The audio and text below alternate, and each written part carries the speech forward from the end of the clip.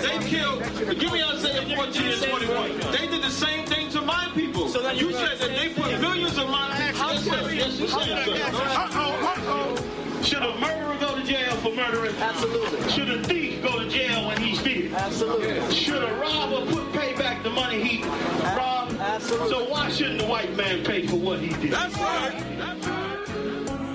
You see just how it feels. Payback is a dog. It's a dog. Payback is a dog. It's a dog. Payback is a dog. It's a dog.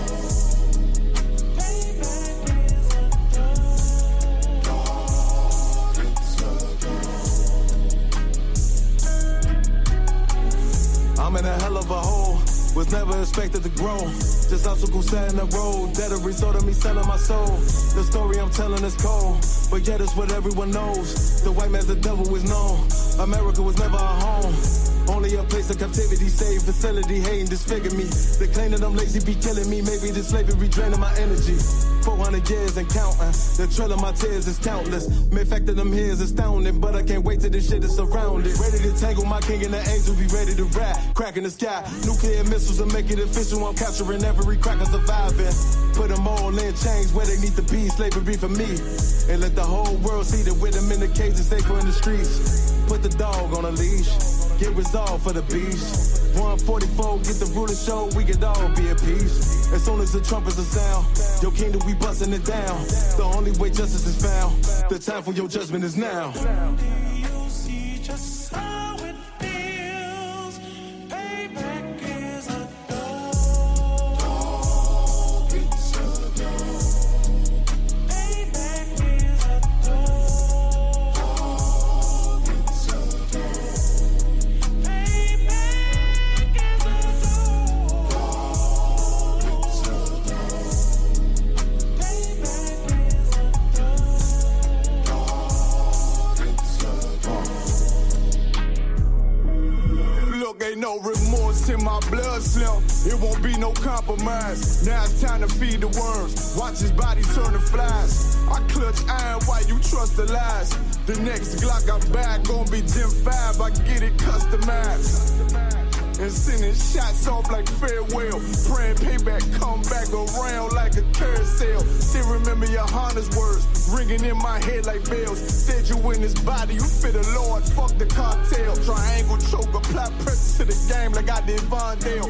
Payback's a bitch in a dress, she a bombshell. Revenge is served cold, I just hope they make an oxtail. Glock fresh out the box, I swear it got that new car smell. Made myself a target in the world of mass shooters. Devil's design 5 for our babies to pass through. In the day of our king's reign, I'll be overzealous. They bought my jealous, I bought brand new parabellums. You see just how it feels. Payback is a dog. It's a dog. Payback is a dog. It's a dog. Payback is a dog. It's a dog. Payback is a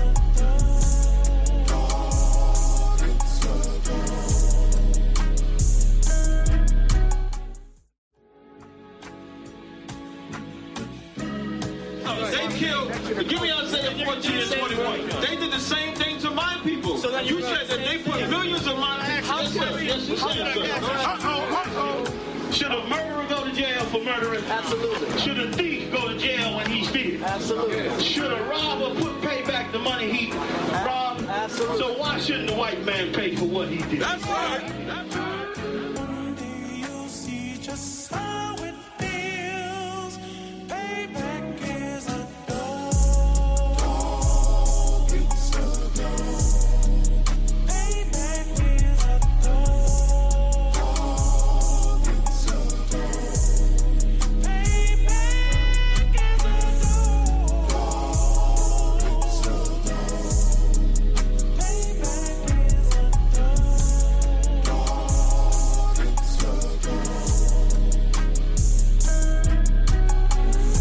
in a hell of a hole. Was never expected to grow. Just obstacle sat in the road. That a result of me selling my soul. The story I'm telling is cold, but yet it's what everyone knows. The white man's the devil is known. America was never our home. Only a place of captivity, save facility, hating, disfigure me.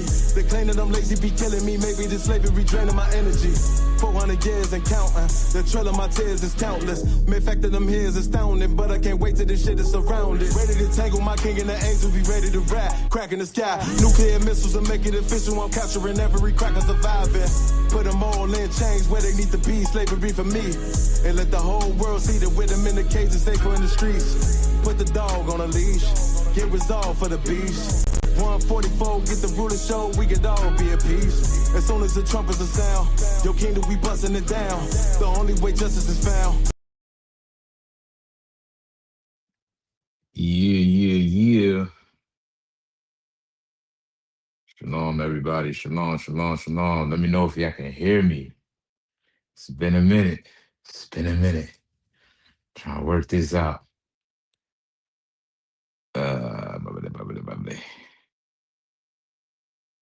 Y'all can hear me? How am I sounding? Coming across pretty good. Let me know in the chat. Baba Kashah. Shalom, everybody. I'm glad to see y'all tuning in class. It's been a minute for me, at least. You know what I mean? But I hope y'all been consistent with coming to class. But yeah, let's go ahead and get it started, y'all. Shalom, Israel. Yahweh Bashim Yahshua Barakatah. Yahweh Shemal Atham Bashim Yahushua, priest and also Dawah Shab of the ISUPK, started at 1 West 125th Street, Harlem, New York, under commanding General Yohana. Today is the Monday night scripture breakdown. Y'all give it up, clap it up. I'll be holding it down today. I got the helm, filling in for Officer Kazak Tamar. And yeah, he's here to answer your questions, y'all. So any questions you got about the Bible, let me post the link. Salaki, see, I'm slacking already. Let me post the invite link for everybody who wants to join the live. All right.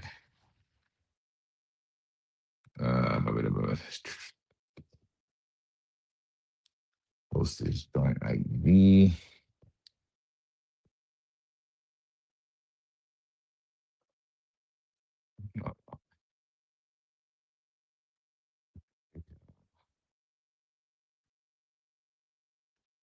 All right.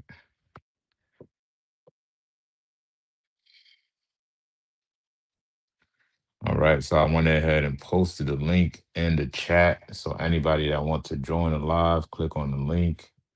If you want to ask your questions through the live, the link is presented for you. You just click on it. It'll bring you right on in. You can ask your questions. If you want to type it in, feel free to type it in. All right, y'all come on in. We're going to break down these scriptures. All right. Genesis 49. All right, let's see. Let's put this up right here. All right, so Genesis 49. Is there a specific verse that you want broken down, also Magazar?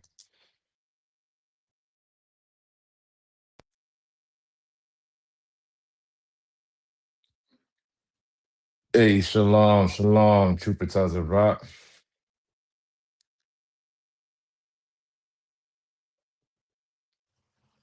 Hopefully I can hear you.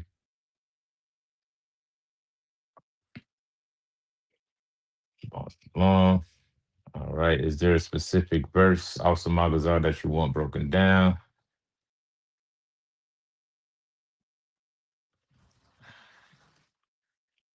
What else we got on here? We got a young man as well. Young man Clyde. All right. I mean, we can go to it. I could start from the top. And then if you want to get your specific verse off some Magazar, just let me know. You know what I mean? But we'll get the summary, the context of what the whole chapter is about. Starting out at the top, if somebody can grab me Genesis chapter 24, and we'll start at verse 1.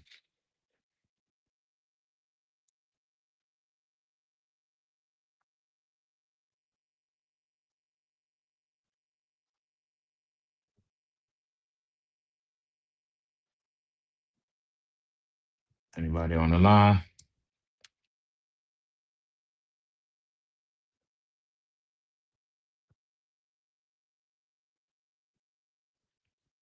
Oh,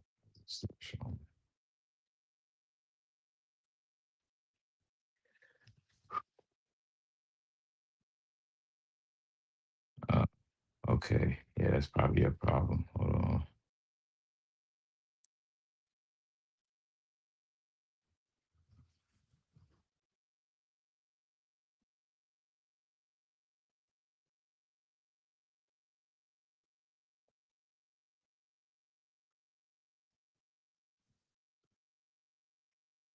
Yeah, I'm not hearing you for some reason.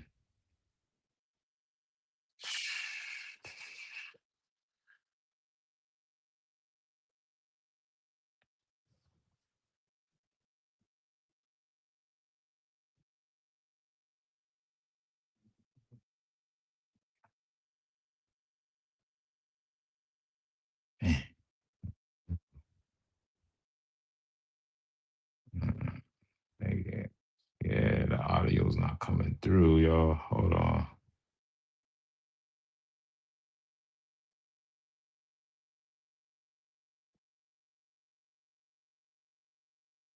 Are you muted? Check if you're unmuted or muted,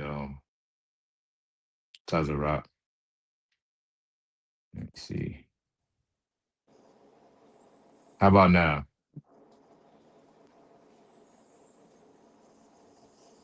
You can hear me?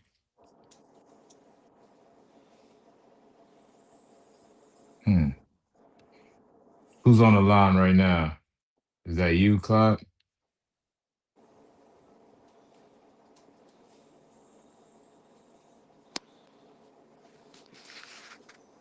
I can hear somebody. Somebody's on the live. If y'all can just say something. Salakia. There you go. You can hear me, right? Khan Adu Khan, I Uh, was you just put me in. all right, Most High in Christ. All right. Who else we got in here? I don't know what's going on, Tazarot. Let's see, man. I'm trying to get this audio going. Mm, all right, Magazar. Can you hear me, Warrior? Magazar. Come on, sir. I'm trying to fix my camera.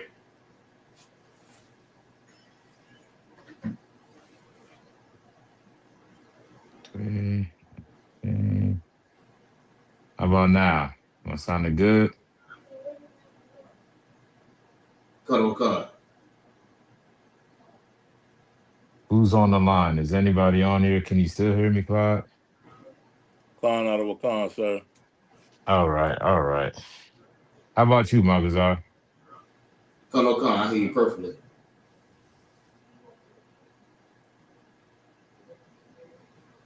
All right, I don't know. Well, are you able to read? You able to read, Clyde? Khan, sir. All right, let's get Genesis chapter 49, verse 1. Officer Magazar, can you hear me? Come. No. All right, we'll get 49 and 1. And whenever you got it, you can go ahead and read. Yeah, I don't know what's going on with the audio, y'all. So y'all just bear with me. Genesis chapter 49, verse 1. Mm-hmm. And Jacob called unto his sons and said, gather yourselves together, that I may tell you that which shall befall you in the last days. When? In the last days. In the last days. Why is this important? Right? Who is Jacob? Let's first start from the beginning. Let's start from the very beginning. Jacob is who?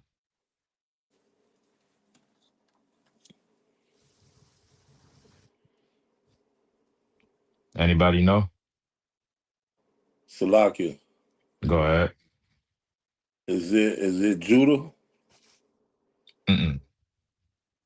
Jacob. Anybody know? Anybody? I mean, it's only just me and you, Clyde. I don't know. I Taza thought I heard. Rock. You say you I, thought you what? I thought I heard Officer Magazar. Magazar ain't on here. He ain't on here. All right. Taza Rock. I don't know. I'm still not hearing you for some reason.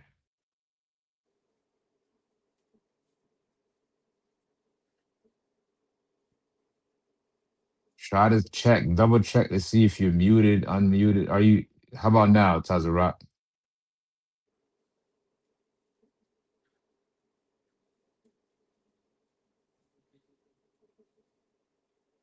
If you're speaking, I can't hear you.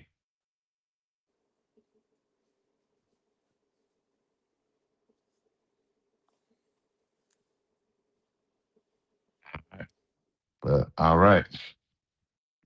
So we got some answers in the chat. All right, Taza Rock answered. Uh, Sheldon said Israel. Correct. All right, what else Shalom. answers we got? Shalom. Yeah, Ross. Son of Isaac. Correct. All So I right. say you hear me? Son of Isaac, Abraham grandson, right? Jacob is the forefather of the 12 tribes of Israel, right? Jacob's name was later changed to Israel, right? And he birthed 12 sons who grew into the 12 tribes of Israel and grew into a nation. So prior to them growing into a nation, expanding into a nation, right? He was speaking to his 12 sons, which is Judah, Benjamin, Levi, right? They first started out as one single man and they grew and populated into a whole nation. You with me? Salaki, sir.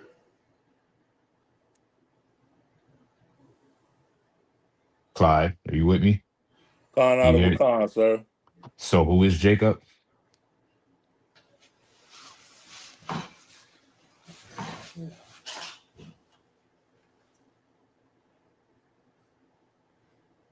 Who is Jacob? It's just me and you, Clyde. You can go ahead and answer.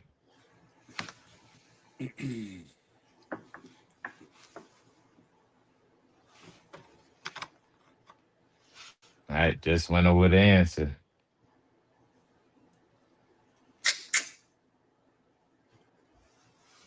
So who is Jacob? Jacob is the father of the 12 tribes of Israel, right? Remember when I said that? Con. All right, Jacob is the father of the 12 tribes of Israel. Jacob's name was changed to what?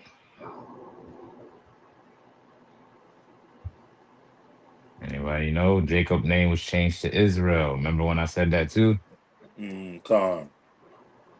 Okay. So let's make sure we all paying attention in class, y'all. This is a class, right? This is not a Bible study. This is not a book club. This is a classroom setting. Same thing if you were to go to college, right? If you sitting in that classroom, expect to participate. All right. So make sure y'all paying attention and taking notes. Take notes. Write everything down. Every word that's coming out of my mouth, write it down in a book. All right. So Jacob's name was changed to Israel. He is the son of Isaac and the grandson of Abraham.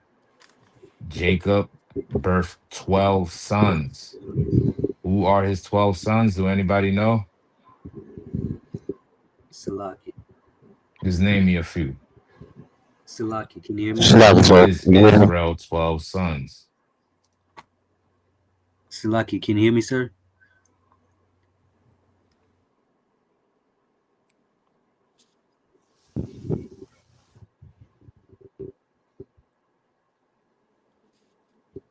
Salakia, can you hear me, sir? Anybody now? Salakia, can you hear me? Hey, wait, you hear me? Khan or Khan, I I hear All you. mean, right, his Salaki, my 12 bad. sons is Tazarot. Judah, Benjamin, Khan or Levi, Khan, all I hear you. right, Gad, Simeon. Y'all know who these people are? All right, these are the progenitors of the nation of Israel, the forefathers, right? Each individual son grew into a tribe. The tribe of each of them grew into a nation, right? The nation of Israel. We're called Israelites because we descend from a man named Israel, right?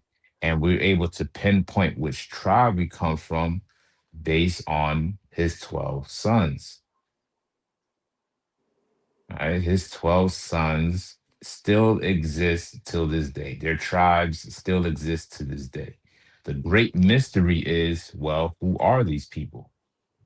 That is the great mystery. You got so many people who's making claims that they are the original Jews, that they are the Israelites, that they are the chosen people of God. Well, in this chapter, through these prophecies, is how we're able to determine who are the Israelites today, right? This is why Jacob, who is the father of the 12 tribes of Israel, gathered his sons together to let them know what's going to happen, not in the present moment, but what's going to happen in the last days, which is the days that we're in now, right? This is a future prophecy Jacob is giving to his sons before they grew into a nation, right? Y'all with me? Y'all hear me? Khan Khan. or Khan. Okay, let me back out and I'm gonna back right. I'm gonna come back in. Let me see if that's the issue. Give me 1 second. I'll stay here real quick.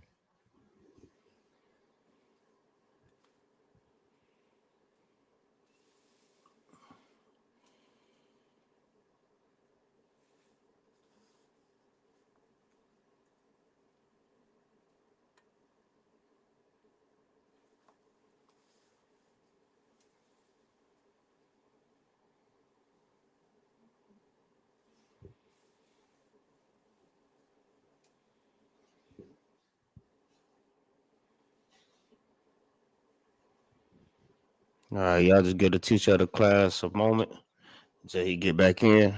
He'll be able to answer the question. Salaki, can you hear me, out of one? Come on, I can hear you. Khan or Khan. You can hear me, Claude? Khan out of Khan. All right, most time Christ. There we go. Y'all can hear me?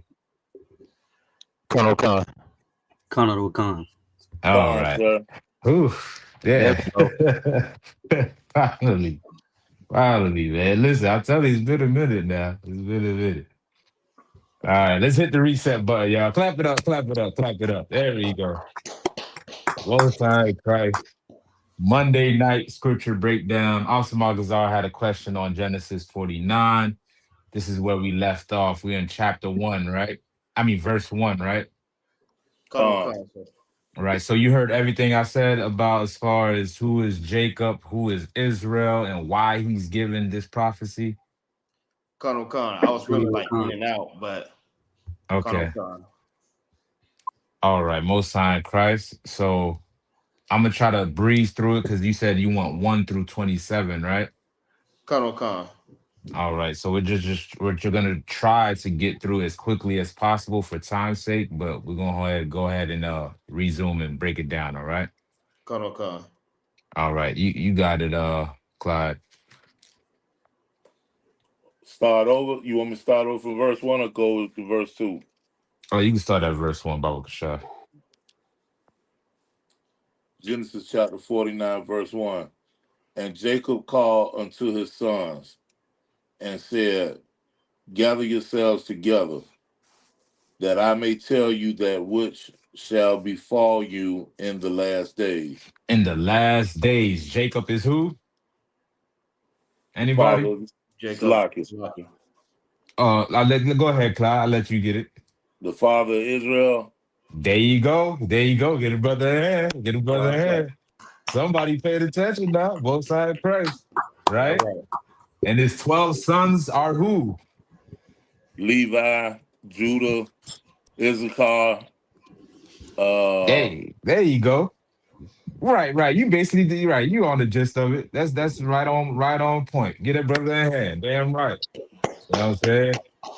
So these are his sons that grew into the nation of Israel. But before they grew into a nation, there was some foundations that Jacob had to set for them because he knew that in the last days that nobody would know who these people are.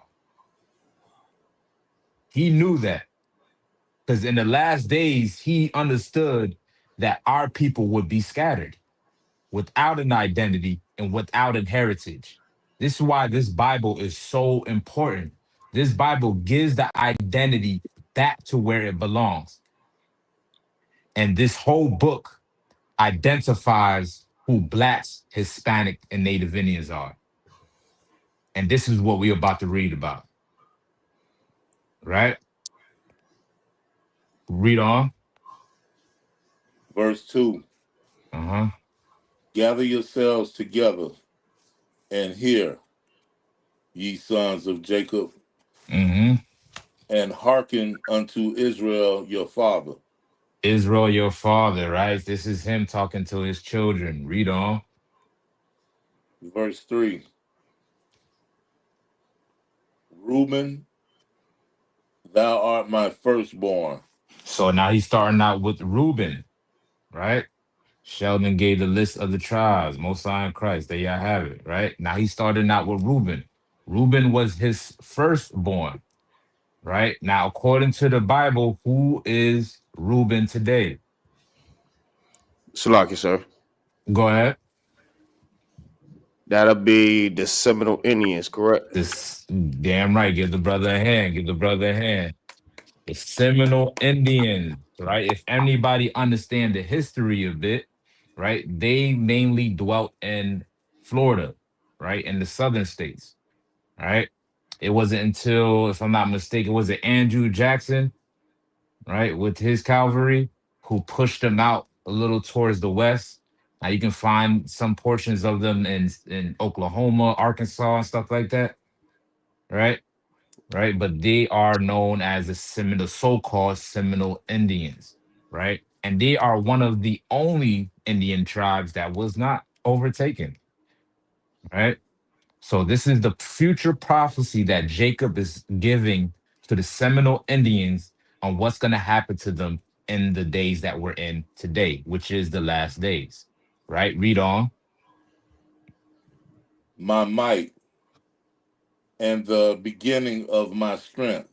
Right, his might, the beginning of his strength. Read on. The excellency of dignity Mm-hmm. and the excellency of power. Right. This is his firstborn. If anybody know the tradition of Israel, what is the tradition for the firstborn Salaki, of your sir. firstborn son? Go ahead, Officer Magazar. Well, your firstborn gets the firstborn inheritance. Give the brother a hand. Give the brother a hand. All right.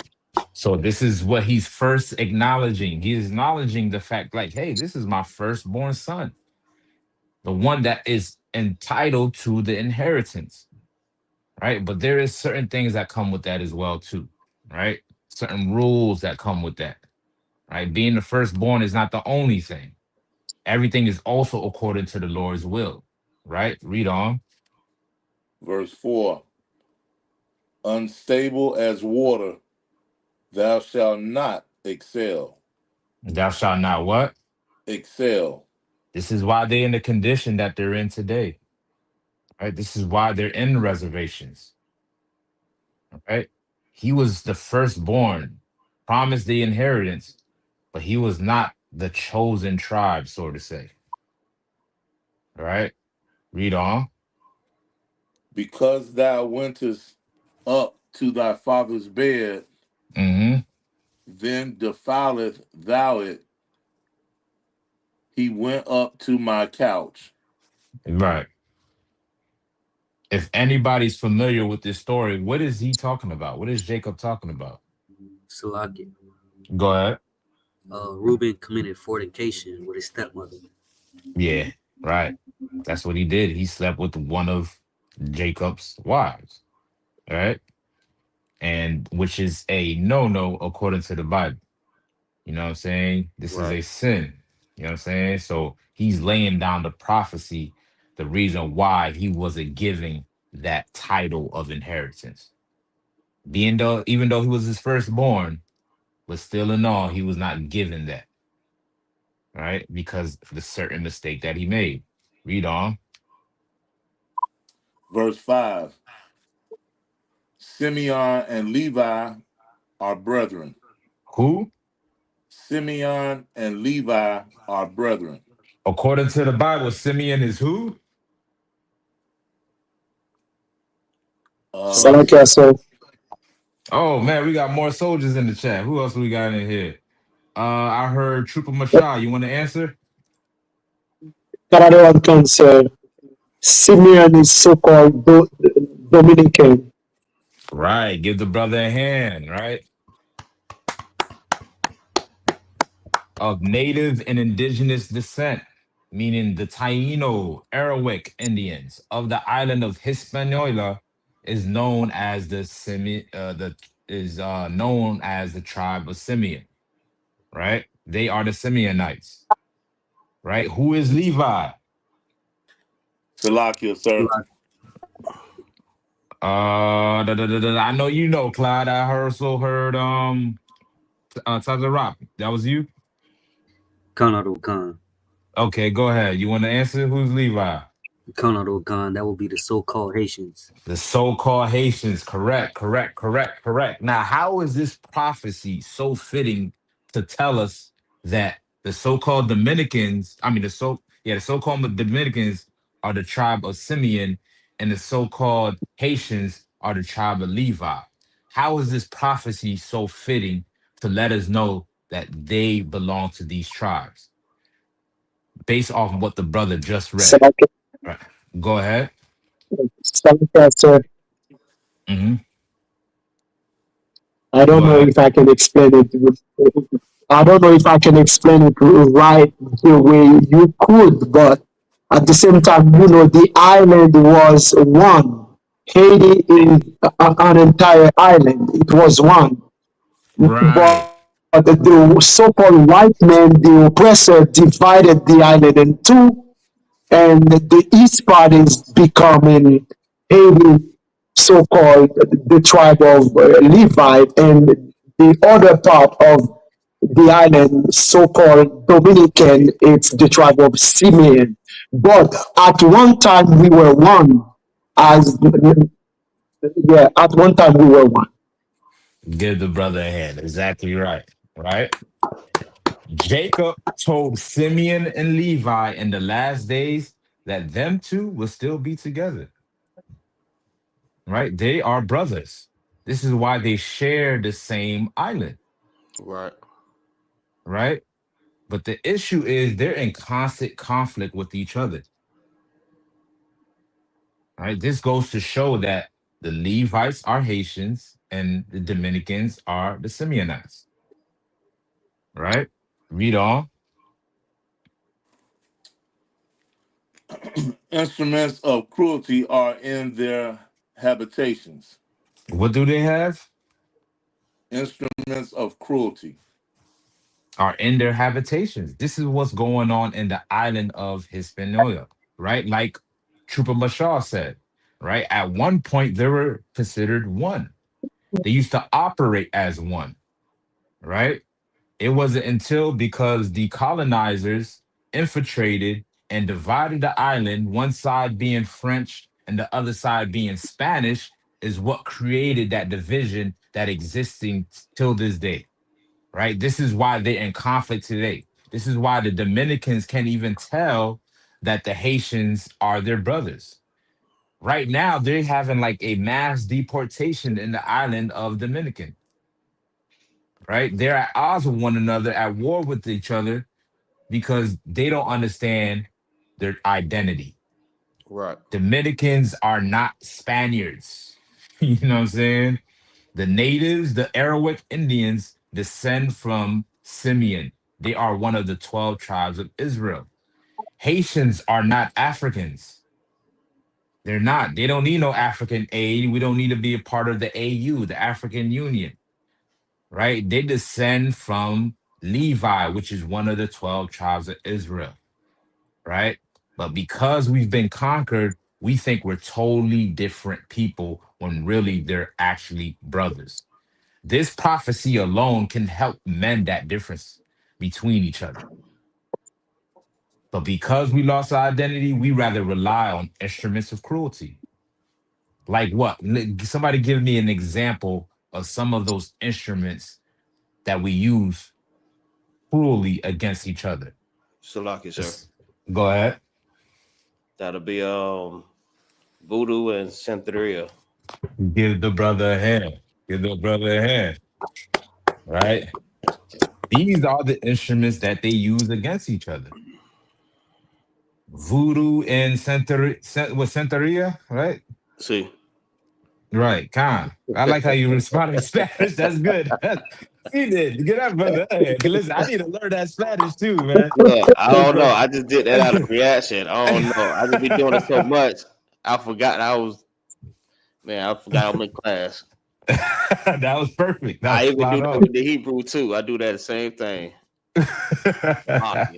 You know what I mean? Shout out also Magazar who be teaching a hell of a Hebrew class. You know what I'm saying? I advise every young officer or trooper or any inspiring brother who's looking to be an officer to be in the Hebrew class because it is a major portion of you becoming an officer. All right. So, Right. yes, correct. Right. They use voodoo. Right. They use Santeria. Right. When all of this is not Dominican or Haitian culture, right? Voodoo is no different from Christianity, right? Christianity is just as satanic as voodoo. Yeah, I said that. It's just, people love to label voodoo as satanic, but what about Christianity?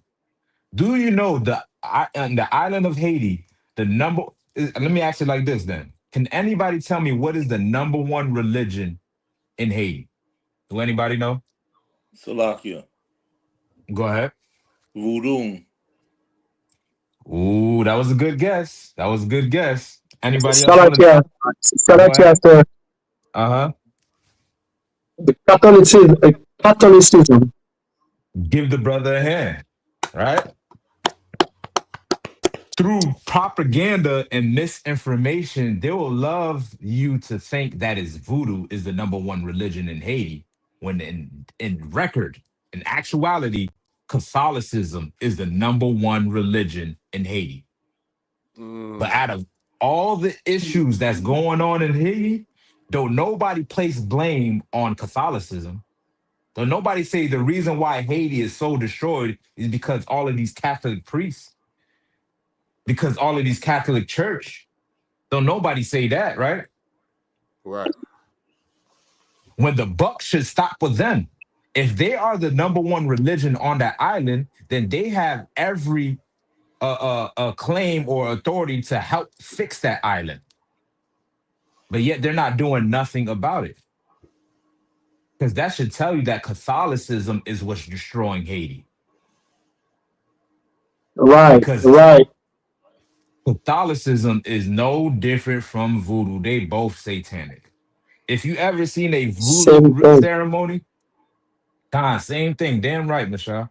If you ever seen a voodoo ceremony, I guarantee you, if you ever you see it, it looks no different from what goes on in the Christian church.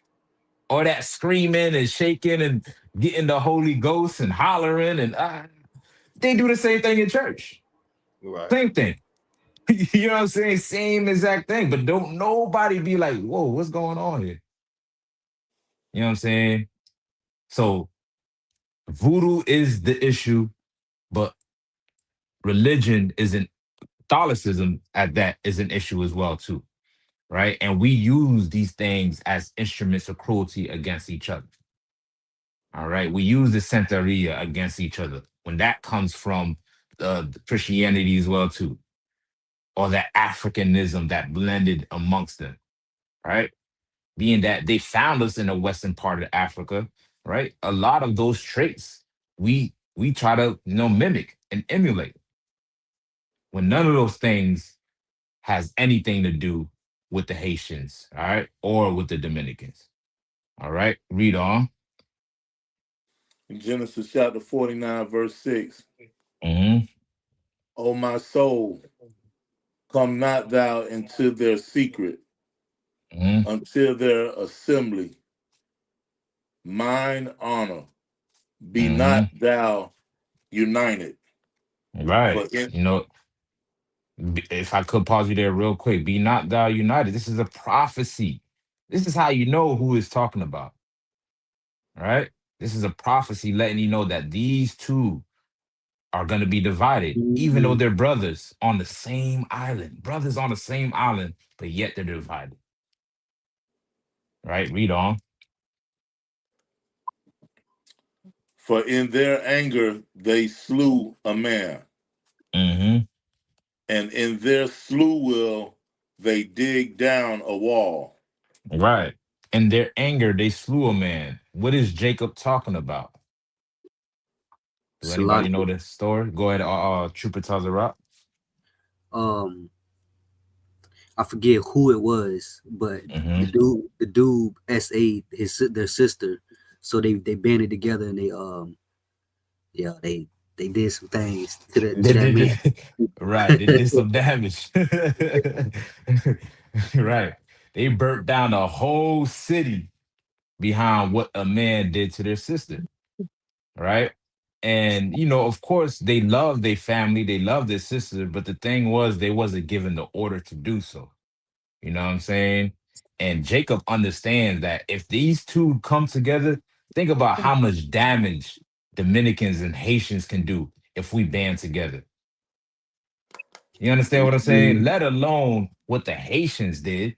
I mean, we freed the whole Western Hemisphere, Con right? You dig what I'm saying? Black Con people in America, right? Slaves in Central and South America would not be free today if it wasn't for the Haitians. Now imagine if the Dominicans joined them in that.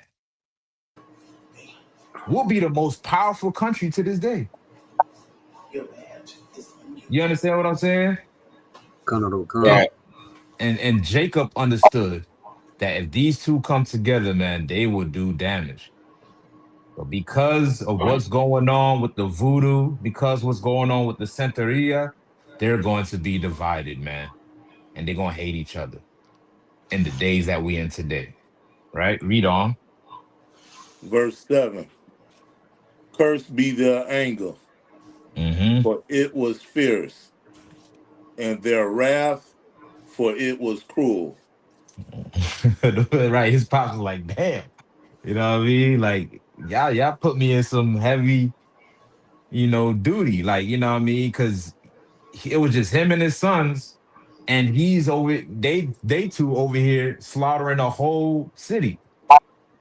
That could have caused great retaliation unto him. You Right. know what I'm saying? Because he didn't give him the order to do so. Now, of course, are they wrong? I mean, listen, I ain't the one to say whatever or not, you know what I mean? Because somebody harm my sister, I ain't no telling what I would do, you know what I mean? But it's good to move off of discipline and off of being ordered to do something. Who knows? His father may have had a plan. He might have had a plan to do something, or maybe his father understood the Most High would have taken care of it. Right. But but not Jacob, but Simeon and Levi took it upon themselves to take action on what happened to their sister. All right, read on. I will divide them in Jacob Mm-hmm. and scatter them in Israel. Mm-hmm. Verse 8. Judah, thou art he whom thy brethren shall praise. Right, Judah. Now we get into Judah, right? It would be tradition for Reuben to be praised, but Judah is the one that's going to be praised. Why is that? Salaki, sir. Go ahead. Because because his brother's despicable act, um he made his brother be the one to get the first inheritance, if I'm not mistaken. Right, because of what Reuben did, right? Judah inherently got that inheritance, right? He got what was promised for a firstborn, right? And there's also another significance on why Judah was chosen. Do anybody know why? Salakia. Go ahead.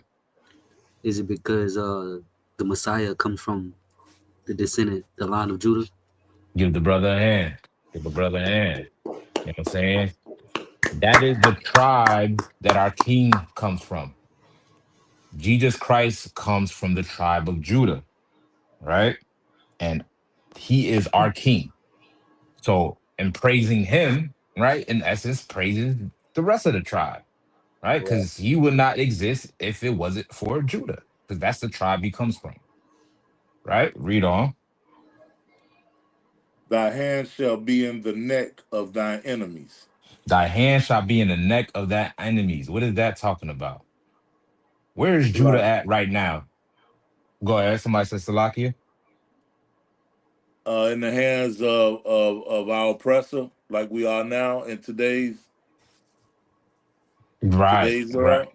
right. We are in America. And our enemy who brought us to this land called America is who? Esau. Esau, so-called white man, right?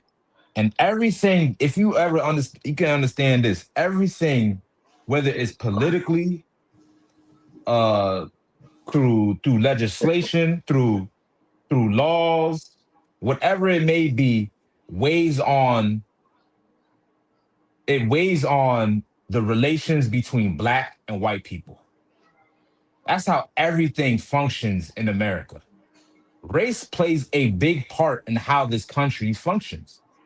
Right. Right? Did you know that Donald Trump recently what he ended the program for nurses to be certified as a professional, something like that, if I'm not mistaken. Y'all know what I'm talking about? Calling out of a con, sir. You right. Canadian council. Right. No longer are nurses considered a profession. Right. Now think about how many black women are nurses Mm. that go out and get that nursing degree. Do you think that this is going to affect the most? Who you think this is going to affect the most? Salakia. Go ahead. Black women. Black women. Go ahead. Salakia. Black nurses. Salakia. Black nurses. Right. You're exactly right. Right. Because everything is based off of race. This is why certain laws are put in place. You know what I mean? Because Judah and so-called black man and Esau, the so-called white man, are always going to be in odds with each other. We are enemies. And Judah has their hand on their neck, and the white man got their hand on our neck, and we at war. Right? They're under in the midst of their enemy right now. Right? This is how you know who the Judites are. Right? Read on. Thy father's children shall bow down before thee. Right. Because our king. Read on. Verse 9. Judah is a lion's whelp. A lion's whelp. What is a lion's whelp? Salakia, sir. Go ahead. The children of Judah. Kind of. A child is what? Like, if you were to categorize the age group of a child, what would you say? They're young, right? They're young, right? If you want Salaka, to so it's describe, you said what? just like a young lion. Yeah, young lion, right? So, in other words, instead of saying they're Judah children, you'll just say they're young lions, right? Jacob is describing Judah as a young lion. Why is that? Judah got all the energy and skill in the world. Tell me not. And I'm from the tribe of Got Levi. a wrong concept. You know what I'm saying? Judah is running down the track and field, running down the basketball court, running down everything. Everything he put his hand on, he excels. Right. You understand what I'm saying? That's how Judah moves. Facts. He created Right. every genre. You get us? Every genre comes from Judah. Whether it's hip hop, jazz, blues, R&B, all of that comes from Judah.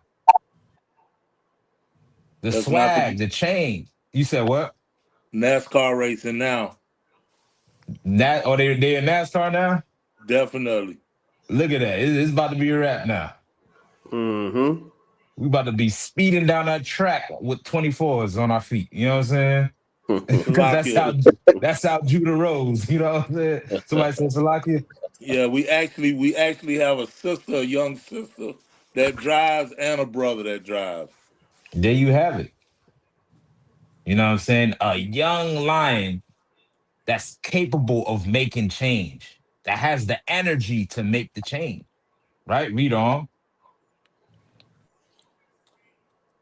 From the prey, my son, thou art gone up. Mm-hmm. He stooped down. He crouched as a lion, and as an old lion, who shall rouse him up? Now, this young lion is not moving like a young lion should. Yeah, he has the skill. Yeah, he's running down the track. But with all that energy, what is that young lion supposed to be doing? Salakia, Go ahead. taking in knowledge. Yeah, taking in knowledge. What else? Who else?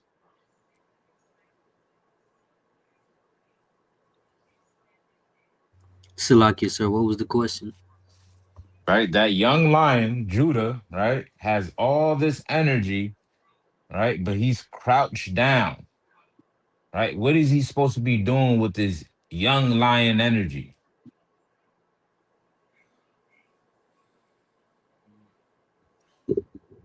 Salaki, sir. Go ahead. Is it learn how to be ruler? Kinda. Salakia, Go ahead. would it be defending his territory?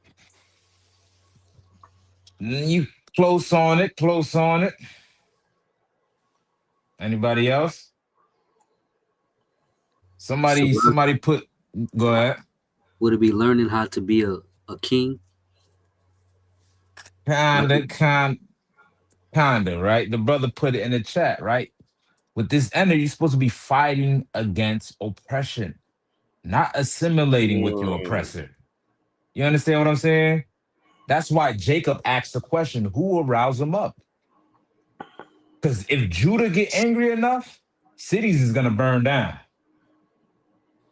If Judah get angry enough, he's gonna tear something up until change happens. But yet we get quiet down by our religious leaders and our politicians and lied to where we're crouched like an old lion and we don't make no move and no noise. We ain't willing to stand up against oppression. Now, I'm not advocating that we should go out and burn something down. That's not what I'm saying, right?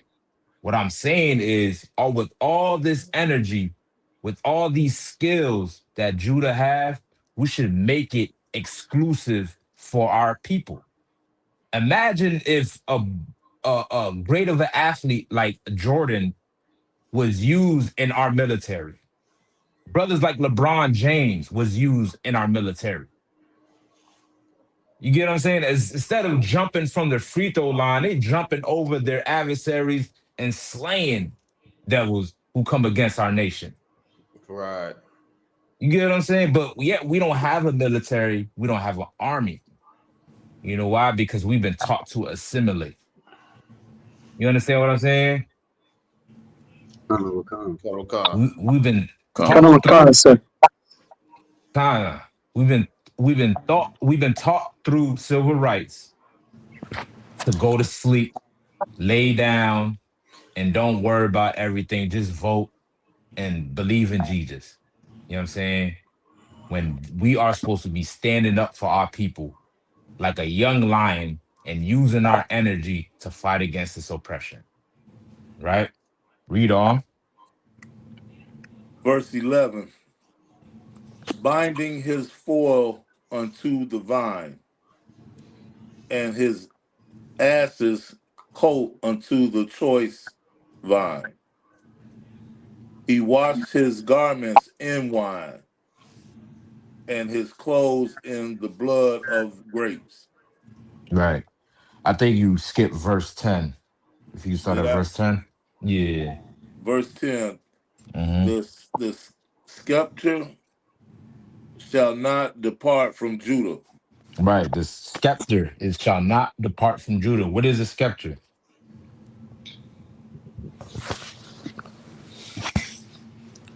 Salakia. Go ahead. It'd be like a staff. Right. A staff representing what? Like who's usually holding a scepter? Salakia. Hmm. Be like the chief or the you know, like the You're right. commander. You Salakia. Khan. I'll take that. Yeah, the chief, the king, right? It represents his authority. You understand what I'm saying? So whenever he wants to make a decision, let's say he aims that staff at somebody, right? That's letting them know, hey, I want you to do this, carry out that order. Boom, right? The scepter was bared by the king. You know what I'm saying? The ruler, the chief, right? And it said it will not depart from Judah, right? Because this is the tribe our king comes from. Our king comes from the tribe of Judah. Read on. Nor a lawgiver from between his feet until Shiloh come. Right, until Shiloh come. Many kings came out of Judah, right? One of the famous ones was who? King David. After that, King Solomon, Mm-hmm. right? Many ruling class brothers, right? All right. Came from Judah. Lawgivers came from Judah that upheld the law, right? And it was going to continue on through that path until Shiloh come. Who is Shiloh? First, what does Shiloh mean?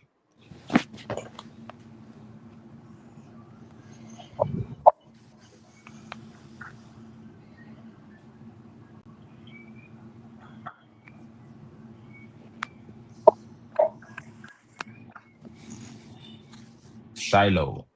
What is Salaki. Shiloh? Salakia. Go. I'll get Officer Kamar. You got to work. Salaki. That means the Messiah. The Messiah. Yes, yes. But what is Shiloh though?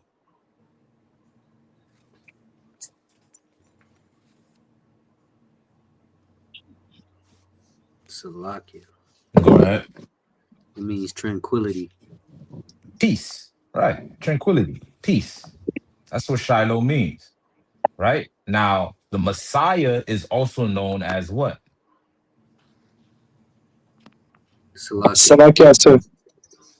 Uh, I'll let you go to Trooper Tazarah. He's the ruler of peace. Right? The Prince of Peace. Right? He's referred to in the Bible as the Prince of Peace. So Shiloh is talking about who? Yahweh Hamashiach. Salakia, sir. Damn right. Go ahead. You gonna say the same thing, Masha? Same thing, sir. Yahweh Yeah. Shai. Right. Yahweh Shai Mashiach, right? Which is the world ignorantly calls Jesus Christ. Give yourselves a hand, right? That's exactly right. Right? Till Shiloh come, right? He came on this earth as a king, right? He was not given his kingdom because he first had to die first and resurrected, right? But he came as chosen a Messiah, right? As a king. All right, read on. And unto him shall the gathering of the people be. Right, the gathering of the people be what people? Salakia. Salakia, I'll let you go, Clyde. the 12 tribes. Give the brother a hand. They're right. You know what I'm saying? This is who we answer to. We answer to our King Yahushua, which comes from the tribe of Judah. Now, if I could, Malgazar, for time's sake, because we're an hour deep into this, if you want to hold off to the second half for next week, and then we can go through the rest of the tribes if that's cool with you. Cut on, And cut, sir. That's too hard. all right, Most High in Christ, Most High in Christ. So that way, give brothers or sisters an opportunity to ask a question if they have it. Right. All right, the water word, the water. So if anybody else got any other questions, let's go. Salakia, sir. Go ahead. I guess my question would be like, you know, we had the truth back then, but in parts of the scripture, it would say that this man's heart was perfect towards the Lord. What made him perfect toward the Lord? What, you know what I mean? What did he do or have that made him perfect compared to everybody else that had the truth? If I'm asking that the right way. Like, what is it to be perfect, in other words? That is a great question, right? Let's get one example of it, of what the brother is speaking about. Let's get Job 1:1. All right, let's get Job 1:1. Let's get that real quick. Cut on, cut. Go ahead. This is the book of Job, chapter 1, verse 1. Mm-hmm. There was a man in the land of Uz, whose name was Job. Mm-hmm. And that man was perfect and upright. He was what? He was perfect and upright. Whoa. Nobody's perfect. We're all just human, right? How many of y'all heard that before? A lot. All right, plenty of times, right? Well, people will love to use that as an excuse to not being right with God. Right? Now, the brother asks, what makes a man perfect? Can somebody grab me what Christ said, be ye perfect? Somebody can grab me that.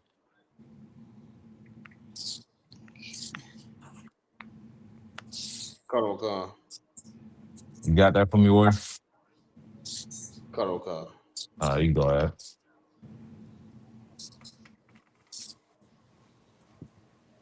All right.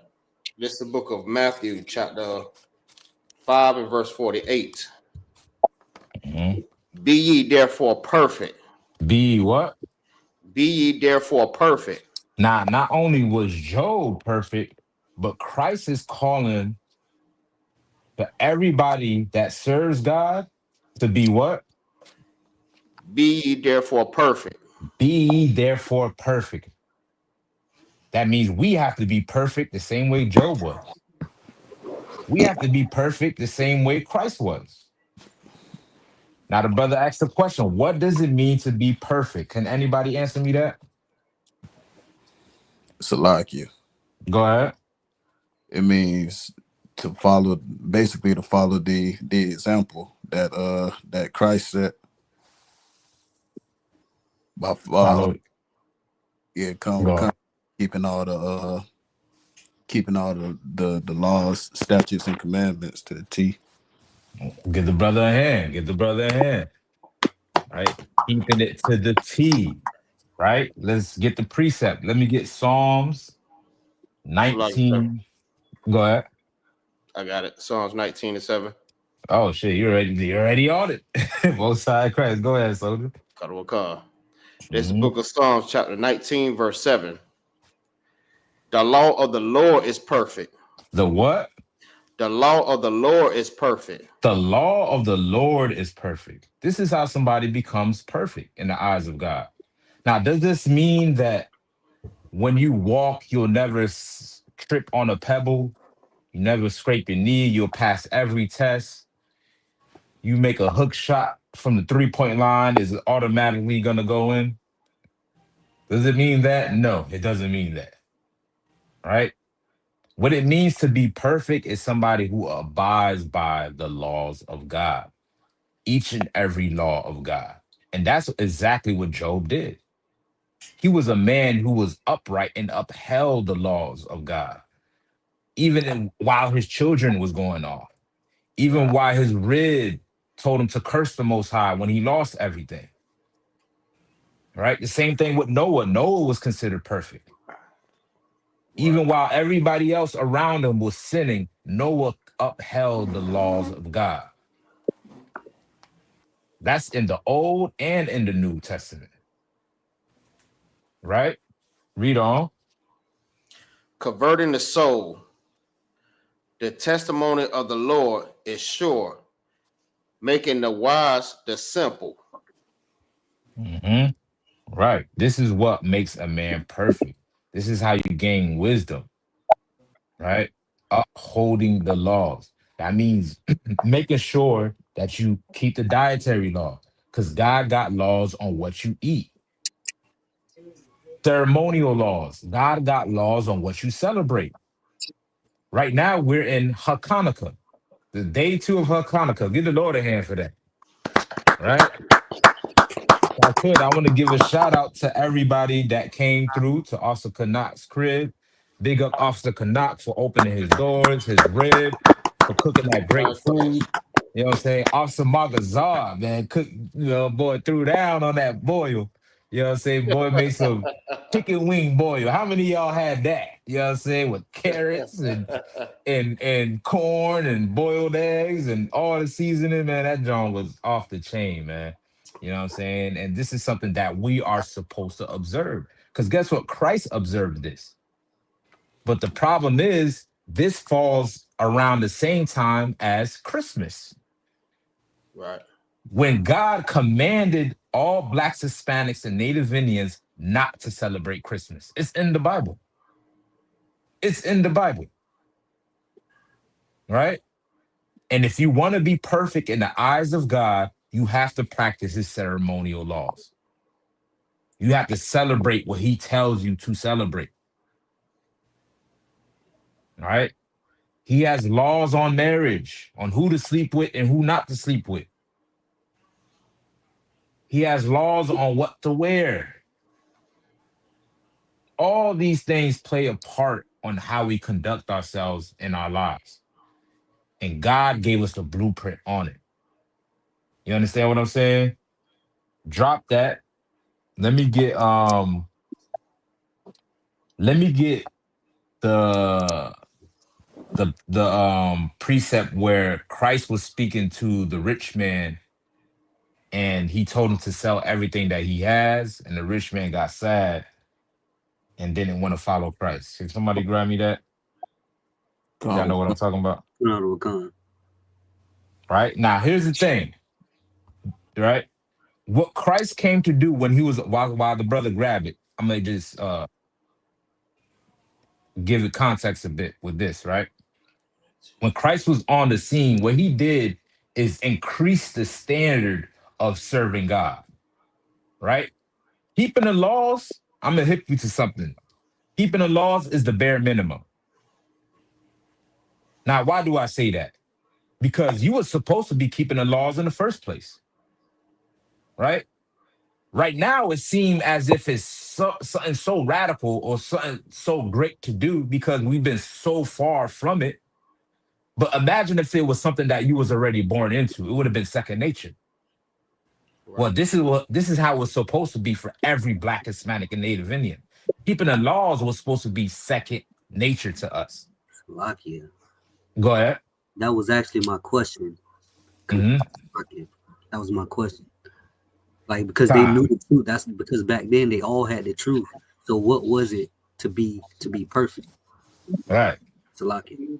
Khan. Most High Christ. That's exactly what we're breaking down, right? The first thing is to keep the laws, right? Because we had them doesn't mean all of us was keeping it. You know what I'm saying?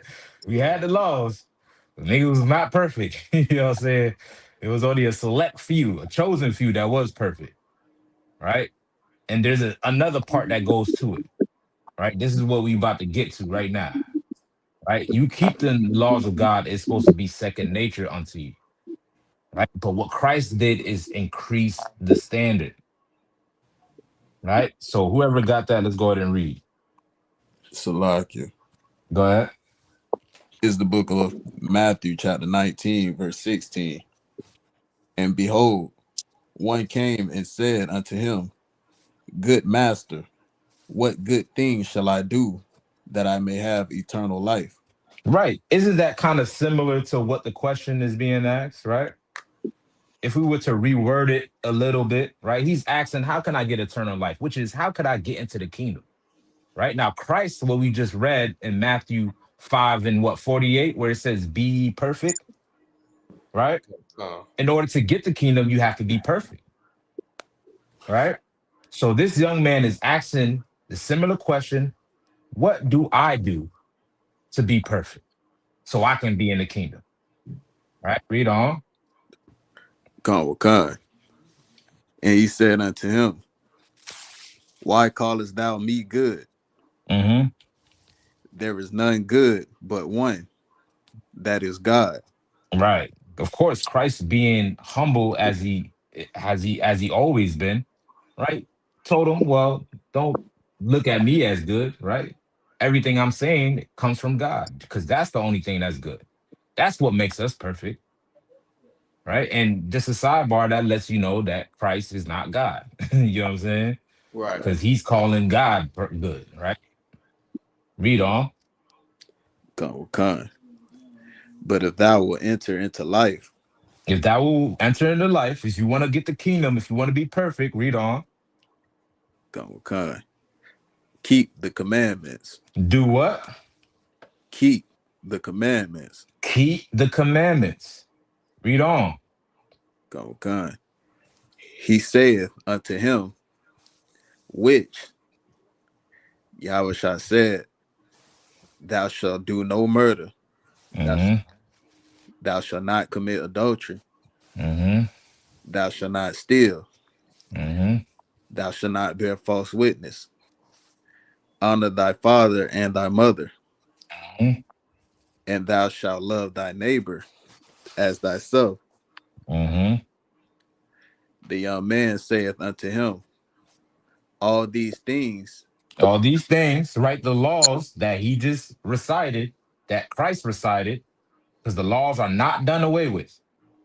You cannot eat what you want to eat. You cannot celebrate what you want to celebrate. You can't wear what you want to wear. You can't marry who you want to marry. The laws are still in effect till this day. And Christ is explaining to this brother, this is how you get the kingdom. This is how you be perfect. Keep the commandments. Like we read in Psalms 19 and 7. The law is what make you perfect. Now, the brother response to that is saying, all these things, all the laws that you just recited, read on. Con. All these things have I kept from my youth up. Since when? From my youth up. He's saying, listen, I keep the commandments. Since I was born, I've been keeping the commandments. Right? Well, let's see what Christ responded to that. Right? Was that enough? Or did Christ give him another criteria? Read on. Con. What lack I yet? Mm-hmm. Yahushua said unto him, If thou wilt be perfect. If you want to be perfect, read on. Con. Go and sell that thou hast. Mm-hmm. And give to the poor. Mm-hmm. And thou shalt have treasure in heaven. Mm-hmm. And come and follow me. And do what? Come and follow me. Now, what is the spirit behind what Christ said? If somebody can break this down. Salakia. God. Okay. I heard Tazarat first, and then I'm gonna go to you, Clyde. So go ahead, Trooper Tazarat. Khan. Well, what I hear here, he says to sell what he has and sell it and give it to the poor, and the poor at that time would be his brethren. So the spirit behind that would be, take care of your people. Salakia, that's what I got out of that. Ooh, that's a good one. That's a good brother ahead. I like that one. I like that one. What you had, Clyde? What you had? Pretty much the same thing, but just in these days and times. Okay, okay. Perfect, perfect. Anybody else? Salakia. Go ahead, Officer Kamar. Basically, what I got from this was Christ was telling him that in order for him to really be perfect and inherit the kingdom of heaven, like Christ is the way to get there. Like you have to follow Christ to get to the kingdom of heaven. He is the only. Ooh. Okay, love that, love that. I'll do it too much. Go ahead, say it again. Nah, yeah, come. That was it, sir. I was just saying, like, yeah, Christ is the only way. You know what I'm saying? You're gonna be able to inherit the kingdom. You have to follow Christ. Like there's no other way. I like that answer. Get the brother ahead. Get the brother ahead. Anybody else? Salakia, I was just finna say follow the order. Follow the order. That's a good one. That's a good one. Now let's piece all of this together. Father Rock said you have to take care of your brother. Father Rock and Clyde said you have to take care of your brothers, right? And Kamar and Magazar is saying you have to follow the order and follow your house shot. If you piece that together, what is Christ saying? How did he increase the standard of just simply keeping the law? Salakia, Go ahead. is this the spirit of brotherhood? The spirit of brotherhood, right? No longer can you just be an individual like and say, well, I don't eat pork. I celebrate Hanukkah at the crib the other day. Oh, I don't go out and teach, you know what I mean? I just sit down and study on the Sabbath. I don't cook no hot meal. I eat my cold sandwich. Don't turn on the lights and stay in the dark all day. And this is how I serve God. I'm keeping the laws, ain't I? Am I not keeping the commandments? If I choose not to go out to camp and only stay in the house every Saturday to observe the Sabbath, am I keeping the commandments? Salakia. Uh-huh. La. Well, why would you say that? What does it mean to be perfect? Well, how do I perfect that then, Balazar? By loving your brother as you love yourself. If you out Right. there, if you supposed to be going to camp, you supposed to be out there teaching your brother. Know what I mean, so they won't stumble. Not to keep that, you know what I mean, to yourself. You supposed to go out and you supposed to raise up your brothers the same way Christ raised us up. Give the brother a hand. You know what I'm saying? This is what it's all about, right? It's about being selfless. It's not about just worrying about your own individual righteousness, or not only about worrying about your own individual gain and your possessions, but it's about your brothers and sisters that need you. Christ is letting them know, yeah, you keep the commandments, but now it's time to follow me now. Keeping the commandments is just the standard. But if you want to perfect it, you ought to follow the man who God has chose and take care of your nation. That's how it goes. Everybody act like they don't want to follow a man. They want to do their own thing. They want to observe the Sabbath by themselves in their house. It's much bigger than just you, brother. When Christ returned, he's not coming to save individuals. He's coming to save a whole nation, a whole collection of us as one. We went into captivity as one nation. Well, guess what? We're going to get out of captivity as one nation. That's right. You understand what I'm saying? Well, it's going to take us to build this nation in order for us to get out of this captivity. You being individually righteous is not going to save us as a nation. Right. We have to do what Christ said to do because that is the man that God told us to follow. Now, being that Christ is not right here in front of us, because where is he at? Salaki Go ahead. is with the Father. He's with the Father. So how do we still follow Christ then? If we don't see him physically? Shalaki, Go ahead. by his examples. By his examples. Now, who has he set as an example to follow him? Salaki. Go ahead.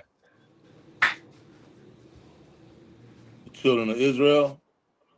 Ooh, that's a good one. That sounds nice, right? Shalaki. Go ahead. I'm gonna go ahead and say Commander General Yohana. Give the brother a hand. Yeah, right. Commanding General Yohana was chosen as the man of God to follow as an example to serving Christ. Yeah, I said it. Commanding General Yohana was chosen. Now, if you want to be perfect, do what? Follow the man who God chose. Right. That's how it goes. You don't get to do what you want to do. God is about order and structure. Y'all can still hear me, right? Go on. Okay, yeah, my headphones died. Right? God is about order and you understand what I'm saying? And he's not about you just wanting to do what you want to do. And every time, God has always appointed a leader. All the way up from the time before you became a government. He always appointed a leader. Starting with Moses. After that, he appointed judges. And then we wanted kings. After that, he appointed kings. And then today, we have our Messiah, Christ, our King. But being that he is not here physically, he has risen up Commander General Yohana to be in his stead. Right. And if you want to be perfect, you ought to follow who God chose. Now, am I just talking nonsense? Let me get John chapter 6, right? Verse 32. God. Salaki, sir. Con, go ahead. Now I was about to say, real quick, if I could, the few verses that we just read, like in the way you broke it down, like that's a cut. That right there is a cut to individualites and a whole lot of these, you know what I'm saying, fake Israelite groups. Kind of. You know what I'm saying? And Christ was doing that 2,000 years ago. You know what I'm saying? You know what I'm saying? Because this cat was exactly what everybody else is doing today. Everybody else just goes online, get a couple breakdowns, and they think they made it. They're in the truth now. They all saved. They ain't got to worry about their nation. You know, there's brothers out there that's against food drives. Did you know that? That's insane. There's Israelite groups that exist out there that's against food drives. But yet they'll travel across Africa to teach them damn Africans about the truth. But yet they won't feed the black a crumb. And they claim to have the truth. Shalaki, sir. Go ahead. God, if I may add too, I don't see none of them out there. Like I really have never seen no other Israelite group out there that's trying to go out and feed the people and clothe the people and actually like teach the people on some real brotherhood type of stuff. You know what I mean?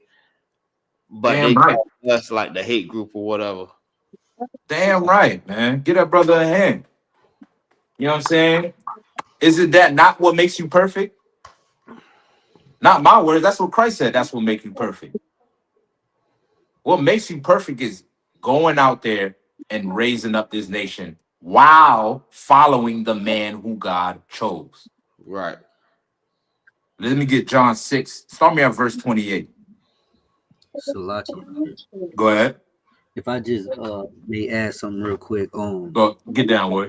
on the last scripture, it's crazy because he had the opportunity to follow Christ in the flesh, the truth. When everybody, it was so many, what I'm saying, people out there that thought they had the truth, but Christ was there in the flesh telling him to come follow me, and he didn't do it. And you got today's time where there's thousands, so many people that's willing to follow Christ in the spirit, and he had the opportunity to do it right there. That's a heavy point. That's a good perspective. You know what I mean? That goes to show that the same way they hate the truth today is the same way they was against Christ back then. Right. You know what I'm saying? Like, it's like no different. People love to they make like the truth like religious. They over spiritualize it and make it be like, well, I have my own individual relationship with God, and I follow Christ because I know that that's not what it's all about. You know what I'm saying? If a man of God was in front of your face, you would reject him. You know how I know? Because they rejected Christ back then. Christ is not how you think he was. You know what I'm saying? Christ was an austere brother. He was not about unity camps and everybody doing their own thing. He was about everybody following him. That's why he told the brother, follow me. Not to do your own thing. Christ could have ended right then and there and be like, you know what? Well, you good. You ain't got to listen to me. Right? The brother said he'd been following the commandments since his youth. Christ could have been like, you know what? Well, you good then, brother. Go on your way. I'll see you in the kingdom. And then stop there. Christ said, you know what? This is how you become perfect. I'm going to raise the standard for you. No longer are you going to be able to Shabbat Shalom at the house. Now I want you to go out there and help your brothers and sisters while following the man who I chose. Right. Right? Let me get John 6:28. Salakia. Let me get you, Clyde. Let me get Clyde to read. John 6, chapter 28. Then said they unto him, what shall we do that we might work the works of God? Isn't that similar to what the other brother asked? Right? The rich man. Mm-hmm. Right? What must we do to do the works of God so we can be perfect, so we can get the kingdom? Right? Let's see if Christ's response is consistent. Read on. Verse 29. Yahushua answered and said unto them, this is the work of God. This is that what? ye believe. Hold on. Let's slow this brother down. Let's taste every word. You know what I'm saying? So we can get a good understanding. Right? Start me from that part one more time. This is the what? This is the work of God. This is the what? Work of God. Now, Christ is getting ready to respond to let them know this is how you serve God. This is how you be perfect so you can get the kingdom. This is the works of God. This is how you serve him. Read on. That ye believe on him whom he hath sent. That you do what? Believe on him whom he hath sent. Now, what is he saying? To follow General Yohanan. Get him right there. Get him from there. You know what I'm saying? Now, hear me out. Because most people will think this is crazy talk, right? Like we're just, bigging this man up and, finally blindly following him, right? Whatever speculation you want to have, I can care less. But let me break it down like this, right? Commander General Yohanan was the highest ranking general when the school was still intact, right? When the school fell, you know what everybody else decided to do? Everybody else decided to build their own camp. This is why you have camps like GMS, IUIC, AOC, whatever alphabet is out there. The only man that decided to stand with the ISUPK was who? Commanding General Yohanan. So he has the rightful claim to be the leader of the school. You understand what I'm saying? When the school fell, when everybody decided to jump ship, Commander Jenny was the only one that stayed. Right. Guess what? That makes him the leader. You know what I'm saying? That's right. If you ain't a part of the organization anymore, you're not a leader no more. You're less. Well, Commander Jenny decided to stay, while everybody decided to do their own thing. Because that's who God chose. God chose Commander Jenny. And Christ is saying, in order for you to serve God, you have to follow who God sent. So Christ is telling the people to follow him. And he's going to give you an example of that. Read on. Verse 30. They said, therefore, unto him, what sign showest thou then, that we may see and believe thee? What doest thou work? Mm-hmm. Verse 31. Our fathers did eat manna Manna, right? in the desert. Mm-hmm. As it is written, he gave them bread from heaven to eat. Right. So he's saying, well, the people are saying, well, give us a sign so we can know that we should follow you. What sign that you going to give us to know that you are the chosen one? Right? And they use a reference on what happened with Moses. Well, there's a conflict in there. There's an issue with that. Because the thing is, even though manna fell from the sky, people didn't want to follow Moses then. Even though God blessed them with food in the wilderness, they still didn't want to follow the man who God chose. People thought they could do their own thing. Read on. Verse 31. No, verse 32. Then Jesus said unto them, verily, verily, I say unto you, Moses gave you not that bread from heaven, but my Father giveth you the true bread from heaven. Mm-hmm. Verse 33. Mm-hmm. For the bread of God is he which cometh down from heaven and giveth Mm-hmm. life unto the world. Right. Read on. Verse 34. Then said they unto him, Lord, evermore give us this bread. Mm-hmm. And Jesus said unto them, I am the bread of life. I am what? I am the bread of life. I am what? I am the bread of life. So what is Christ saying?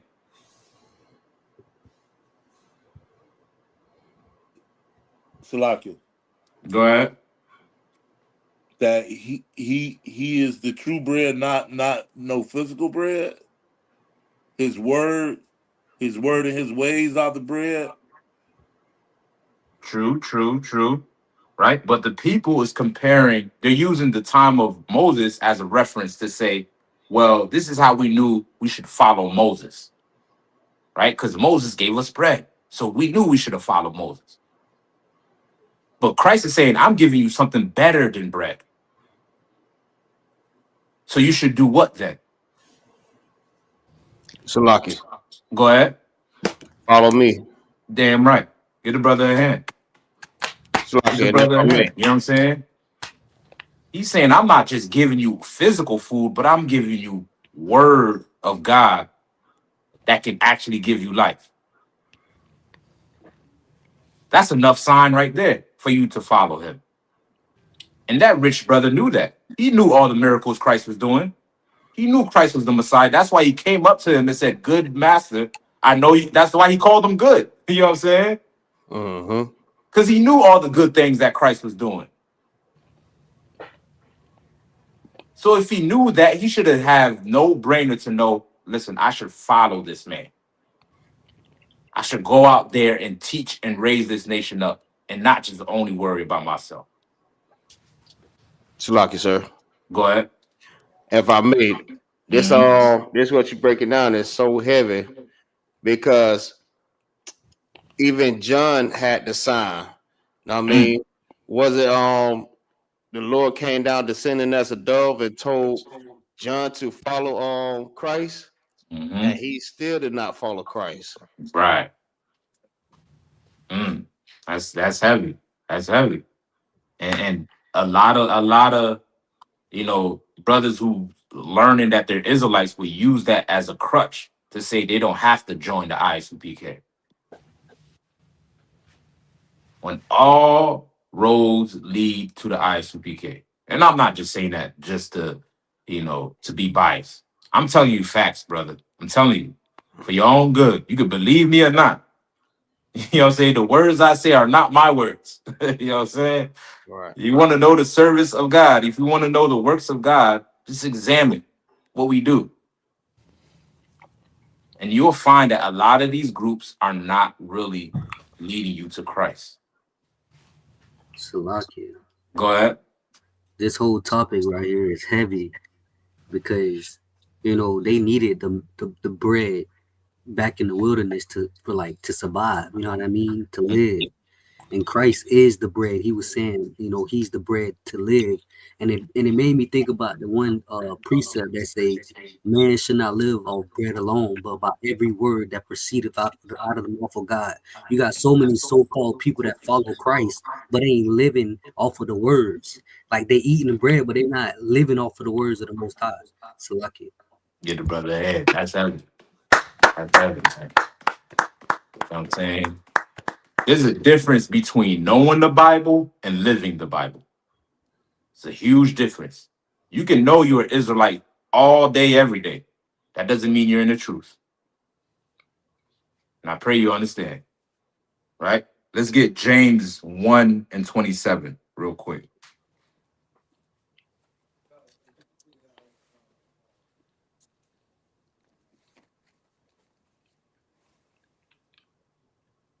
All right, to be perfect. What does it mean to be perfect? Let's get James 1:27 real quick. Cut on, I got it. Go ahead. This is the book of James, chapter 1 and verse 27. Pure religion and undefiled before the Most High and the Father is this. Now, if you want to be perfect and pure and undefiled before God, read on.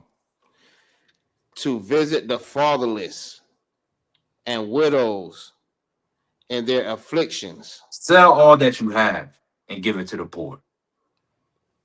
Go out to the camp and raise up brothers and sisters. Visit the fatherless and the widows. The people that's struggling, that's being afflicted because of this oppression. That's what makes you pure and perfect and undefiled before God. Read on. And to keep himself unspotted from the world. Right. Keep yourself unspotted from the world. Keep the commandments. Keep the commandments. Right? Go out there, raise your brothers and sisters, and follow who God chose.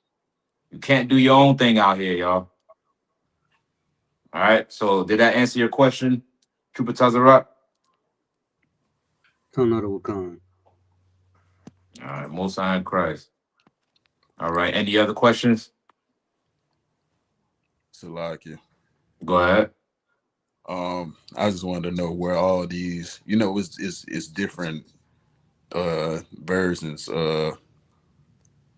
that people have, but the Bible it's all, they call them all kinds of different things and whatnot. I heard one is a NIV, a New King James, and all this. So I want to know, sir, if I could, if you first, if you knew like where all these different versions and interpretations came from, and why is it that we in the ISUPK follow the King, use the King James version? Khan, that's a great question.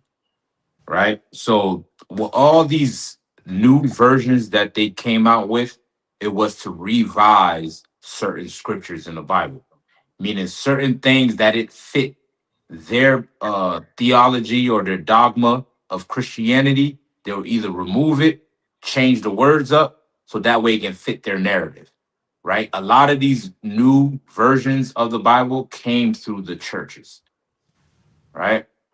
So you have New International Version, New King James, you have the EVS. You got all these different versions that revise it.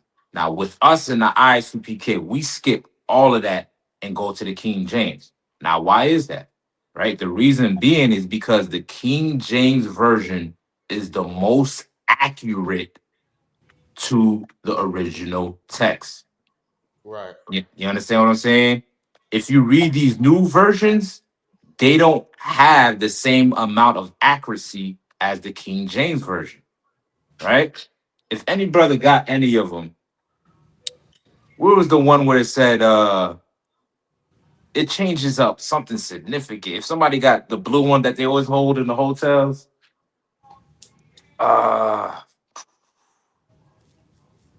think they take out a whole verse of one of them they took out. Salaki, sir. Go ahead. I know, like what I like to do when I read the King James and I read these other interpretations of the Bible, I try to compare them to what King James may say. All right, like Jeremiah 14:1 or 14:2. That's what it was. Jeremiah, that's what they changed. Now go ahead, Soda. It say the Jews are black. But when you look on like the NIV or these other versions, it don't say it at all. It take it just out of there. Right. I find that bizarre that they do that. Mm-hmm. Right. All these other versions came later after the King James Version, right? So the King James Version was constructed by 47 scholars. It's called the King James Version because he's the one that authorized it as the king. But it took 47 scholars in order to get it fully translated. And what he did in order to protest against the Catholic Church, because during this time, the Catholic Church is the one that held possession of the scriptures, right? The only ones that they made available to the public was the Latin Vulgate. Now, King James wasn't the first English translation, right? You had something called, I think I'm missing the name, the Genevieve, son, like it is one English translation that came prior to the King James Version. But that English translation has a lot of inaccuracies because it was translated from the Latin Vulgate, right? What King James decided to do was skip the Catholic Church and get it directly from the original, right? So this is why we use the King James Version. You know what I'm saying? Because it's the most accurate version, right? Now, the ones that came after the King James, like the ones without the Apocrypha, the ones that were like Margazar said that changed Jeremiah 14:2, right? The ones that came after, they did that solely because it didn't fit the dogma of Christianity. Imagine if a nigga just easily pick up the Bible and see Jeremiah 14 saying the Jews is black. That's gonna mess up their whole program. Right. So they had to come up with new versions that wipe that out or gave their own. And a lot of Bibles do that. They give their own interpretations of what scriptures say. Like it won't say the exact word for word scripture, but it'll give an interpretation of what they think it says. Right. You know what I'm saying? And a lot of that is confusion so that we don't find the truth. Right? The white man is so diabolical with it that he even came out with a book, a version of the Bible called the Slave Bible.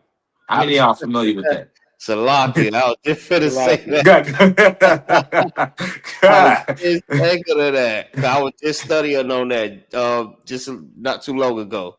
God, what's Bible? Most High Christ. Yes, it's an actual published Bible that the white man came out with. If I'm not mistaken, correct me on this, Margazar. I think it was in 1806 07 he came out with it. Was it 07? Around there, right? I think it may have it probably it was probably about around that area. Right, kind of around like the 1800s. The King James was established in 1611.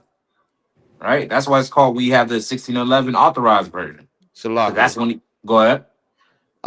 They used it. They used it in the West Indies first. That was the first place they started using it until it got to like North America, and they started using it there to conquer the slaves. Right. Yup. Con. That's exactly what they did. And if you look at this Bible, right, they have it in the Bible Museum in Washington, D.C. It looks as thick as a normal Bible. You would have not thought that they revised it, took out all type of scriptures. You would have thought it would have been the full version, because that's how thick it is.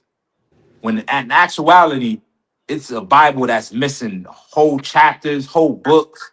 They don't even have Exodus in it. They don't even have, none of that. You know what I'm saying? Like, they took all of that out because slaves was reading the Bible and they was rebelling. Salakia, if I may. Go ahead. So they took out 90% of the Old Testament, and they took out 50% of the New Testament, and Galatians was one of them also. Look at that. You know what I'm saying? 90%. Right. But yeah, it's thick as a full Bible, but 90% is missing. You know what I'm saying? That's how diabolical the white man is. You said Salakia, Clyde? Yeah. I thought the Ethiopian Bible was like more close to the original Bible. That's another misconception, right? A lot of people will say the Ethiopian Bible is one of the first published Bibles. Not true, right? The oldest biblical artifact that was ever on the earth is what? Do anybody know? Salakia. Go ahead. You said the oldest artifact? Yeah, the biblical artifact. Was it on the walls? Was it the oldest Salakia manuscript? Should I say? I should say manuscript instead of artifact. Manuscript. Go ahead. Let me get Tazarak first. He says scrolls. It's a specific scroll. Go ahead, Tazarak.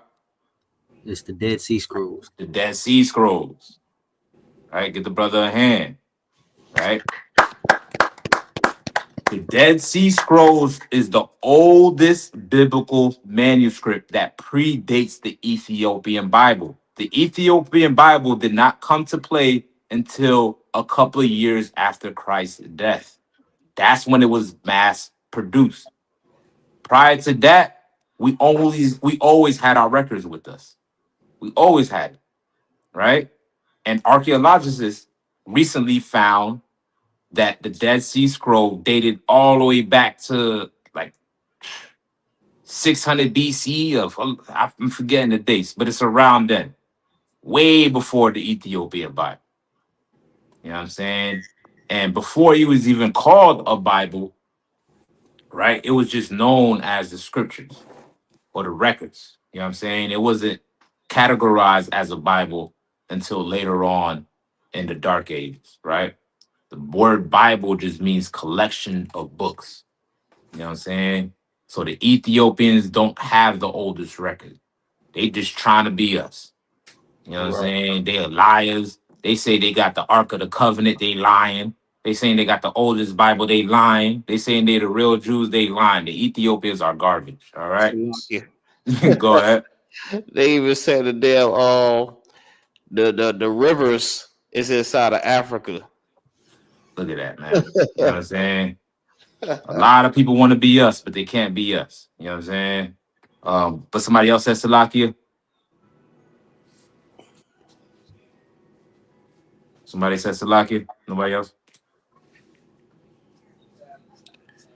Right. So can't go ahead. I'm about to say, and that's would that be the same reason they came out with all these different versions or iterations or whatever you call them. That's like Mhm. kind of like for the same reason that they took the books that's the apocrypha. Wouldn't that be like the same reason they took that out as well? Right. Yeah. So we don't know the truth because that was gruesome history. That's part of their history. That gruesomeness on how they went out and conquered and killed Israelites and forced them to eat pork. Right. They didn't Mhm. want that to be known. This is why we celebrate Hanukkah till this day. You know what I'm saying? Because those same devils who removed it are the ones that forced our ancestors to eat pork, that destroyed the temple. You understand what I'm saying? Right. So in order for us not to find out the truth on who we are and who our enemy is, they took all of that out. Right? It wasn't until the 1700s around then is when they took out the apocrypha and was mass producing Bibles without it. But before that, if you get a 1611, the apocrypha is in it. The apocrypha was always a part of the Bible. It wasn't until these churches removed it. Right? Let me get one verse on this. Let's get Revelations 22 and 18 real quick. And the sister got a question. I'm gonna grab your question real quick, sis. Let me just grab this verse and I'm gonna get right to you, sis. All right, let's get Revelations 22 and 18.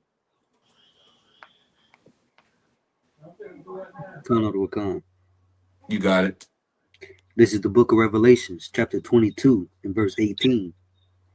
For I testify unto every man that heareth the words of the prophecy in this book. That here is what? That heareth the words of the prophecy in this book. Where is the prophecies found at? What In book? Salakia, of this book. What book is that? Salakia, Go ahead. the Bible. The Bible. That's where you find these prophecies at. All right, read on. Khan. If any man shall add unto these things, God shall add unto him the plagues that are written in this book. Right. You want to add your own words, your own version, revise it. Guess what God is going to do? He's going to add plagues unto you. Right. He's going to judge you for it. Right. Read on. Khan, verse 19. And if any man shall take away from the words of the book of this prophecy, God shall take away his part out of the book of life. Right. If you want to take away, remove Exodus, remove 90% of the Bible, God is going to take you off this earth. You know what I'm saying? You know what I mean? Because you're not supposed to add or remove. And that's what King James made sure he didn't do. Right. Now, of course, there's certain translations that in the King James that according to the church's standard that words that he will use, like the word church is not found in the original text. Right. He'll use those words because that was part of his ruling, era where he will use that so people can always refer back to the church. Right. The church just mean congregation. Right. Even Pashak in the New Testament. Right. The word Easter, all of that.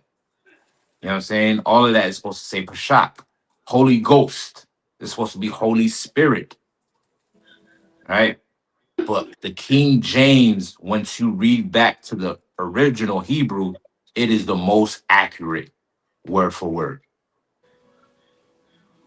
All right. So does that answer your question? Khan said the water. All right. Most High in Christ, boy. All right. And for the last one, if I got time, the sister's got a question. She says, Shalakia, sir. Shalom, for the 7 candles to light, is it full 7 candlesticks or what kind of candles can be lit?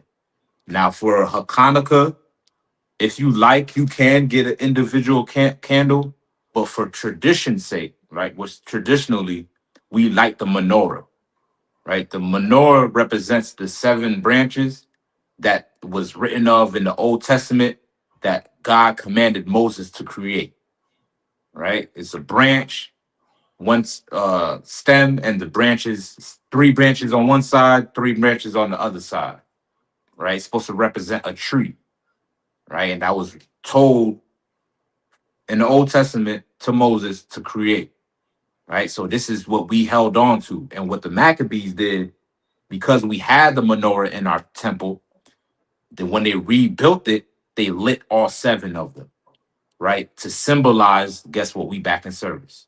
You understand what I'm saying? If you go to any store and you want to know whether or not they open, right, without using your phone, because we got technology these days, the best way to know if they're open or not is what? What's the simple answer? What's the best way to know any business is open for business? Salakia, sir. Go ahead. The open sign in the window. The open sign in the window. What else? Salakia. Go ahead. The lights is on. If the lights is on. You know what I'm saying? If the lights ain't on, well, guess what? They must be closed, right? So we lit those candles, right, to let the congregation know, let Israel know we're back in business. You know what I'm saying? The temple is back up. You know what I'm saying? So the tradition is that we light the menorah. You want to light it for each day of Hanukkah. Each day, keep that menorah lit, man. You know what I mean? In remembrance of what the brothers sacrificed to rebuild the temple. You don't got a menorah, you can light you a candle or 2. It's straight. You know what I'm saying? But traditionally, we light the menorah. All right. I hope that answered your question, sis. All right. So with that, the light. Okay, Khan, she answered the question. Khan, the light. With that, man, we're gonna wrap up the class. Give it up, give it up. Most High in Christ. The water, Officer Magazar, Trooper Tazarat, Trooper Mashah, Young Man Clyde, everybody that tuned in. Shout out to the sister Bayana, Sapaya Na. Who else we got on here? Kwali, Salakia, Kawana. Who else, man? We got a couple heads that was up in here at the water for everybody that was rocking out. Class will continue on the same channel. Make sure you like, share, and subscribe. Do you have the security announcements, Officer Magazar? Cut on cut. I got you. With that, man, I'm gonna pass the class over to the priest and Officer Magazar. All right. ISUPK security announcement. Rules for new brothers and sisters. When a new brother or sister comes into the school, they are off limits for 6 months. They are to be saluted only. They are here to learn and share themselves of the world. If they need transportation, the teacher will arrange it. After 6 months, if a brother or sister has an interest in a particular person, they are to seek counsel from the heads. Tithes, which is the commandment. Number 18, verse 21, and Malachi 3, verse 8 through 10. Means 10th in the Hebrew, Ma'ashra, 10% of any increase that Salakia. 10% of every penny of any increase the Lord gives you. Give it to the Treasury Department. Right. If I could just interject, just go to isupk.com, y'all. isupk.com. They got a tab at the top of that website to pay your tithes. All right. We ain't gonna hunt you down to pay your tithes, but make sure you pay it because it is a commandment. If you want to be perfect, y'all, keep the commandment. All right. Go ahead. All right. Priest fund, free will offering, not mandatory. Salakia. Free will offering for priests, not mandatory. Whatever amount you would like. Upholding convocation is parim. All right. Just stand by for those announcements. All right. You want to say something on that, Serge? No. Yeah, you right up on it, boy. Yeah, Con. Just Purim is the next feast that's coming up. It's usually around in the beginning of the year. So just stand by for the announcement for that. Cut on card. All right. If anyone wants to become a trooper in the school, start wearing all black boots, shirt, pants, headbands, and scarves. And with that, I said Amidium, which means to stand. We're going to set up a courtesy salute to the teacher of the class. All right? Men of Israel, Amidium, Amadi Shabbat, Amidium, Barak, Yahweh, Yahweh Shem Yahshua Barakathum. Yahya Matah, Saul, mean the turn. We're going to set up a courtesy salute to the sisters of the class. All right? Men of Israel, Amidium, Shabbat, Amidium, Barak, Yahweh, Yahweh Shemar Done by Shem Yahshua. Yahya Matah. Class is dismissed. Water, everybody. I'm out. All right, Shalom, Lord of Christ. Shalom, Right. Israel.